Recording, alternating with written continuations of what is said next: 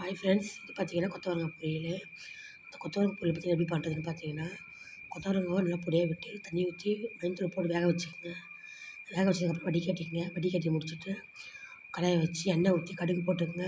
கடுகு போட்டு ஒரு வெங்காயம் போட்டு நல்லா வதக்கிட்டு, நம்ம வேக வச்சு வச்சுருக்கோம் பார்த்தீங்கன்னா கொத்தவரங்காய், அதை வடிகட்டி அதையும் போட்டுக்கங்க. போட்டு நல்லா வதக்கிட்டு கொஞ்சோண்டு மஞ்சத்தூள், கொஞ்சோண்டு மிளகாத்தூள் போட்டு தேவையான உப்பு போட்டு மூடி வச்சுக்கோங்க. கிளறி விட்டிங்கன்னா ஒரு 5 நிமிஷத்துல வெந்துடும். வெந்ததுக்கப்புறம் என்ன பண்ணிங்க, தேங்காய் துருவி கொஞ்சம் ஒரு 2 ஸ்பூன் தேங்காய் துருவி போட்டுக்கங்க. அப்புறம் 2 முட்டை உடச்சி ஊற்றுனீங்கன்னா இந்த மாதிரி ஒரு பொரியல் ரெடி ஆகிடும். இந்த கொத்தவரங்காய் பொரியல் ரொம்ப டேஸ்ட்டாக இருக்கும். உடம்புக்கு ரொம்ப ஹெல்த்தி. கொத்தவரங்காய் மட்டுமே நீ செஞ்சு கொடுத்தீங்கன்னா குழந்தைங்க சாப்பிட மாட்டாங்க.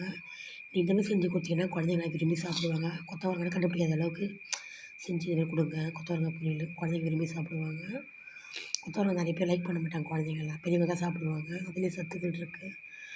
குழந்தைங்க சாப்பிட வைக்கிறதுக்காக இந்த மாதிரி மெத்தட்ல நீங்கள் செஞ்சு கொடுங்க. கண்டிப்பாக உங்கள் குழந்தைங்க சாப்பிடுவாங்க. இந்த வீடியோ பிடிச்சிருந்தா மறக்காமல் லைக் பண்ணிவிடுங்க. இந்த வீடியோ வேணும்னா கமெண்ட் பண்ணுங்கள், நான் போடுறேன். ஓகே ஃப்ரெண்ட்ஸ், பாய். சேனல் தொடர்ந்து சப்போர்ட் பண்ணுங்கள்.